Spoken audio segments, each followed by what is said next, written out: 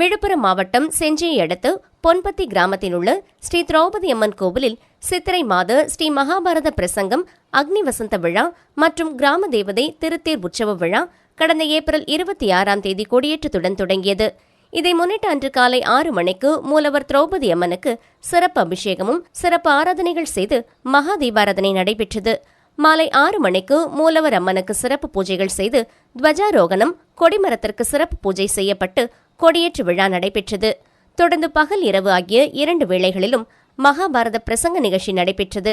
இதைத் தொடர்ந்து மே மாதம் 6ஆம் தேதி திங்கட்கிழமை செம்பாத்தம்மன், பச்சையம்மன், முனீஸ்வரன், கெங்கையம்மனுக்கு காப்பு கட்டுதல் நிகழ்ச்சியும் தொடர்ந்து வான வேடிக்கையுடன் சுவாமி வீதி உலா நிகழ்ச்சியும் நடைபெற்றது. மே 8ஆம் தேதி புதன்கிழமை திரௌபதி அம்மனுக்கு திருக்கல்யாண வைபவம் நடைபெற்றது.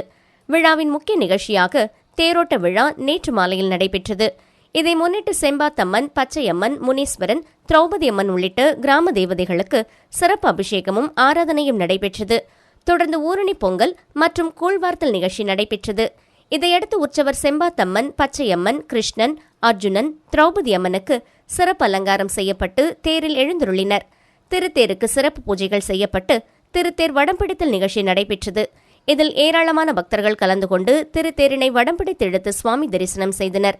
திருத்தேர் விழாவில் பொன்பத்தி, செஞ்சியை சுற்றியுள்ள பல்வேறு கிராமங்களிலிருந்து ஏராளமான பக்தர்கள் வருகை தந்து சுவாமி தரிசனம் செய்தனர்.